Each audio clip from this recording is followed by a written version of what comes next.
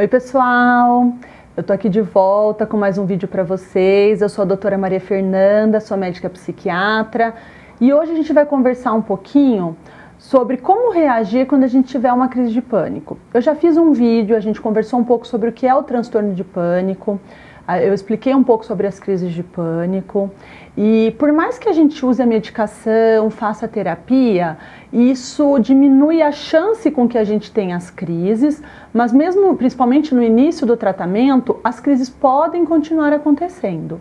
E aí, diante de uma crise, como que eu devo reagir? Muitas pessoas recorrem ao uso de Rivotril ou Frontal para alívio das crises. E eles, de fato, são medicações que ajudam a controlar as crises. Mas nós temos também medidas comportamentais que estarão ajudando no controle dessas crises.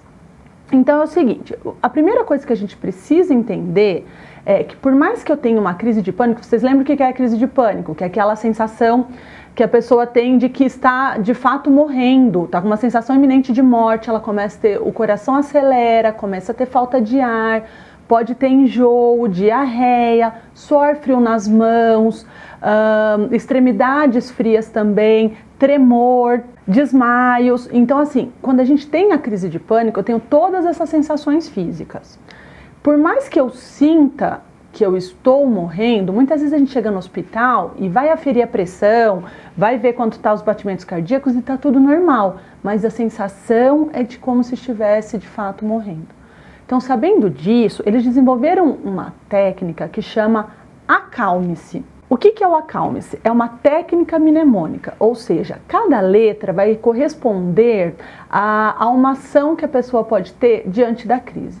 Então o A do acalme-se quer dizer o quê? Aceite sua ansiedade. Eles colocam assim, aceitação como dar consentimento em receber. Então é concordar com as suas sensações de ansiedade.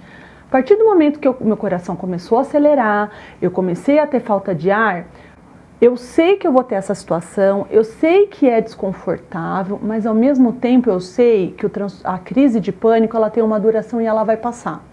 Então eu costumo falar para meus pacientes que é para tentar imaginar como se recebesse um hóspede indesejado na sua casa. Você chega na tua casa, sua mãe olha com aquela cara assim, o tio fulano chegou, aquele tio chato que faz piadinha sem graça e vai dormir aqui em casa hoje. Você sabe que você vai ter que tolerar aquele tio naquele dia. Você não vai morrer, você vai dar conta, você vai aguentar aquele tio, você vai respirar fundo e toda vez que ele pegar no teu pé, você vai falar, nossa, ainda bem que ele vai embora amanhã. É mais ou menos isso que a gente tem que fazer com a crise de pânico. Ela vem, ela é indesejada, ela é desconfortável.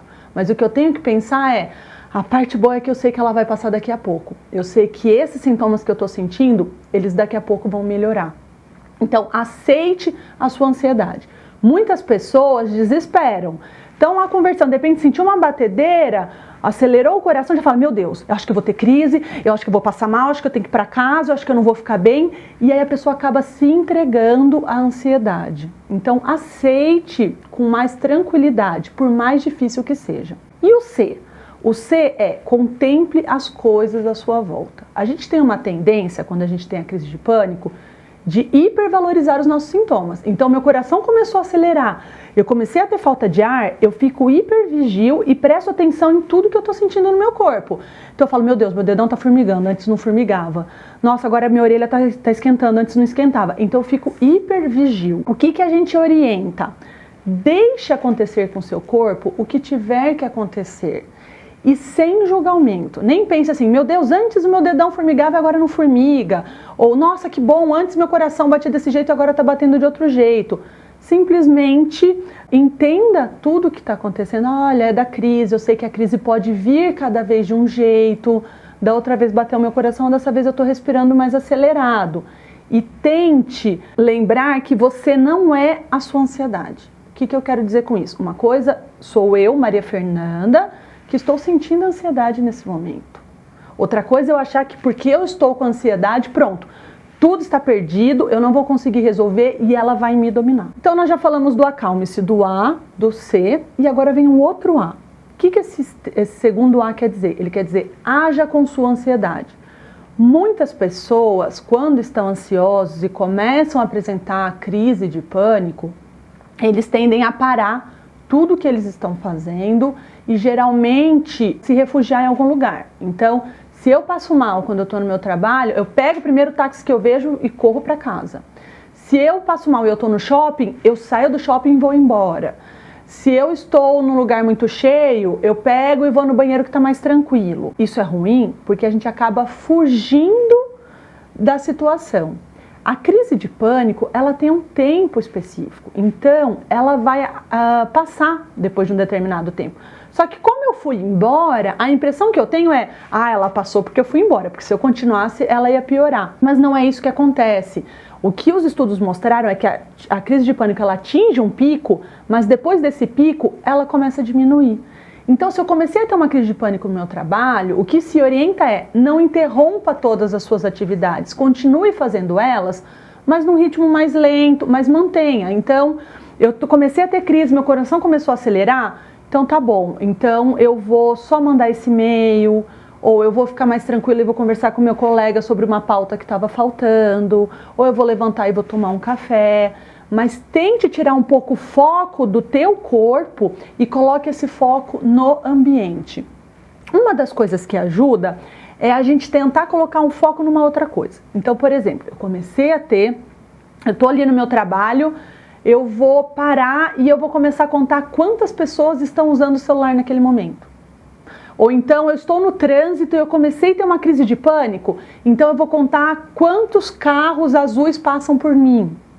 Ou uma outra técnica é, eu vou contar de 100 até 0, subtraindo 7. Então eu penso 100, depois eu penso 93, depois eu penso 86 e assim por diante. E eu vou tirando 7 toda vez, porque eu tenho que forçar o meu raciocínio e eu tiro um pouco o foco do meu corpo. Depois nós temos o L. O que o L quer dizer? Ele quer dizer, libere o ar de seus pulmões bem devagar. Quando a gente está muito ansioso ou numa crise de pânico, sem perceber, inconscientemente, nós hiperventilamos. O que é isso? Eu respiro cada vez mais rápido, sem notar, ou mais fundo. Muita gente fala, calma, respira fundo nesse momento. Não, não respire fundo. É o contrário. O segredo aqui é eu soltar o ar lentamente dos meus pulmões.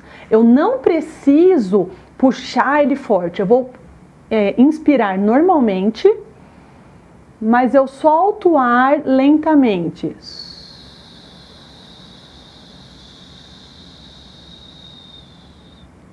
Até que eu esvazie meu pulmão. Note que o tempo de inspiração foi muito menor do que o tempo de expiração. Dessa forma, eu consigo equilibrar as taxas metabólicas do meu sangue e isso me traz calma, e isso me deixa mais tranquila. Lembre-se também de que quando você solta o ar, a sua respiração vai terminar bem no seu umbigo, tá? E o M? O que o M quer dizer do acalme-se? Ele quer dizer, mantenha os passos anteriores. Repita cada passo, continue a aceitar, continue a contemplar as coisas à sua volta, haja de acordo com a ansiedade e libere o ar dos seus pulmões bem devagar. Agora falta o E, o S e o outro E. O primeiro E quer dizer, examine seus pensamentos. O que ele quer dizer com isso? Talvez você esteja antecipando coisas catastróficas. Então, muitas vezes, a gente tem um medo muito grande, quando está numa crise de pânico, de passar uma vergonha muito grande ali na frente de todo mundo, ou de fato chegar e desmaiar, ou de fato o coração chegar e parar. Você já passou por isso muitas vezes e você sabe que nunca aconteceu aquilo que você pensou que ia acontecer. Então examine o que você está dizendo para você mesmo e reflita, entendendo, é uma crise de ansiedade. Por mais que eu estou com essa sensação de que eu possa desmaiar, ou de que eu não estou bem, isso vai passar daqui a pouco, é só uma sensação. O fato de eu estar passando mal não quer dizer que é um presságio ou uma dica de que lá na frente isso vai acontecer mesmo e que se eu não sair daqui eu vou desmaiar. Não, é apenas um pensamento. Então, examine seus pensamentos e enxergue ele apenas como um pensamento e não como um fato real. O S quer dizer sorria. Você conseguiu, você merece todo o crédito por esse esforço. Só quem tem uma crise de pânico sabe o quanto é sofrido passar por ela. E todos esses passos que eu estou colocando, por mais que eles pareçam muito simples, quem tem transtorno de pânico sabe o quanto é difícil cumprir com cada um deles. Então o S é sorria, porque esse mérito é seu. Você conseguiu passar por mais uma crise difícil. E o E? O E quer dizer espere o futuro com aceitação. Então a gente falou de todas as letras e esse E justamente quer dizer isso.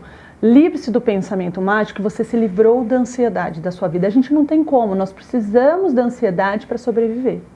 Então esse E, ele quer justamente dizer isso, que você conseguiu lidar muito bem com a crise e, esperando a ocorrência de uma ansiedade no futuro, você terá melhores condições de lidar com ela. Pessoal, eu espero que eu tenha ajudado um pouco. Essas são algumas dicas que podem trazer um pouco mais de qualidade para a vida de quem sofre com as crises de pânico. Se tiverem dúvidas, se tiverem sugestões para as outras pessoas que têm crise, coloquem aqui no nosso canal, escrevam que todas as contribuições são super importantes. Obrigada e a gente se vê no próximo vídeo.